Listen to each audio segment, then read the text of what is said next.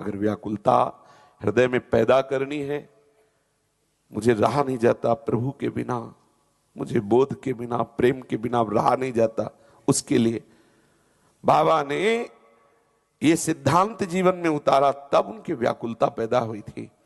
कोई ये बात मानकर ना टाल दे कि वो बहुत जन्मों से साधना में रत थे इसलिए उनकी ऐसी स्थिति आई। चलो मान गए, तो वो बहुत जन्मों में जो कमाए हो हमें अभी दे रहे, क्यों नहीं ले रहे हो? जरूरी है बहुत जन्म दौड़ो?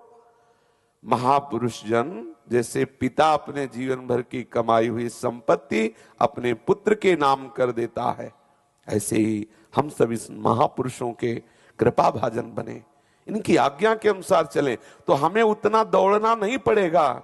हमें इसी जन्म में बहुत कम समय में वो लाभ मिलेगा जो उन महापुरुषों ने बहुत जन्मों में तपस्या करके जो बात अनुभव की वो हमें एक सेकंड में बता रहे। एक सेकंड में हम अपने जीवन में कहीं ढिलाई न करें। साधक की कमी क्या होती है? वो मन को दुलार करके चलना चाहता है।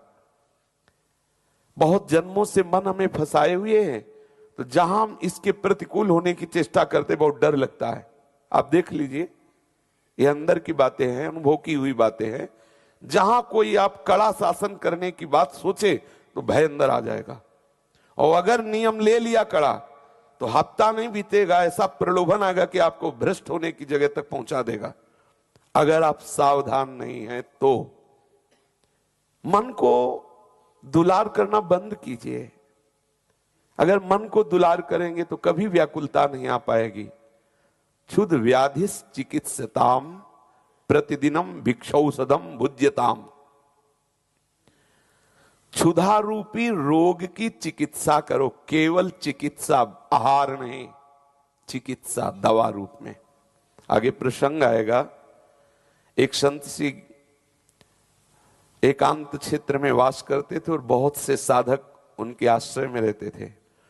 तो जो नारियल होता ना, पका नारियल, उसमें जो ऐसे होता है उसके संत जन दो भाग करके एक की कटोरी बना लेते हैं। अब उस कटोरी में कितना आटा आता होगा आप सोचो। पक्के नारियल का, जो पक्का नारियल होता है, और उसको जब निकाल तो अंदर नारियल के पहले ऊपर एक निकलता है ना, उसे नारियल की कटोरी संत जन बनाते हैं। जैसे लकड़ी के पात्र, रज के पात्र, तो नारियल के पात्र रखते हैं। एक छोटी सी इतनी बड़ी बनती है, पानी चाय आदि पीने। उस कटोरी भर केवल 24 घंटे में आटे की रोटी बना खाने के लिए आदेश था, बस इतना।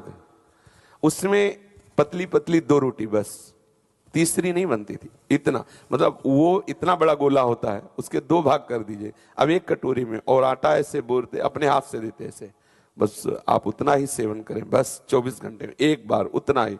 सबके पेट चिपके हुए सब, तो सबको अध्यात्म उन्नति प्राप्त थी। यहां आदेश करें, क्षुध व्याधिस चिकित्सताम प्रति। आप देखो, करके तो देखो, थोड़ा भोजन कीजिए तो आपके अंदर ऊर्जा शक्ति बनेगी। वो आपको परमार्थ का अनुभव कराने के लिए प्रेरित करेगी।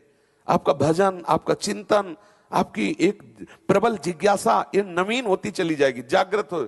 और जहां आप ठास ठास के भर लिए, बेकार हो गया। भोजन बहुत बड़ा परमार्थ में सहायक और बाधक भी है। यदि आप वो भोजन ऐसे पाए कि पाने के बाद लगा आहा थक गए, तो साधना आपकी बाधित हो जाएगी। पूज्य बाबा का अनुभव, साधक उतना भोजन करे कि भूख लगे, बोले थक गए तो वो निर्णय करने में थोड़ा रुके कि अभी वो उतना बस भोजन होना चाहिए। अगर आपकी 6 रोटी में पेट भर जाता है तो 3 से काम चलाओ, 6 मत पाओ। क्षुध व्याधिस चिकित्सताम प्रतिदिनम भिक्षौषधम भुज्यताम। एक दिन पूज्यपाद श्री महाराज उड़िया बाबा जी साधकों को पूड़ी आई हुई थी भिक्षा में, तो परोस रहे थे। कुछ मोटी पूड़ी थी, ग्रामीण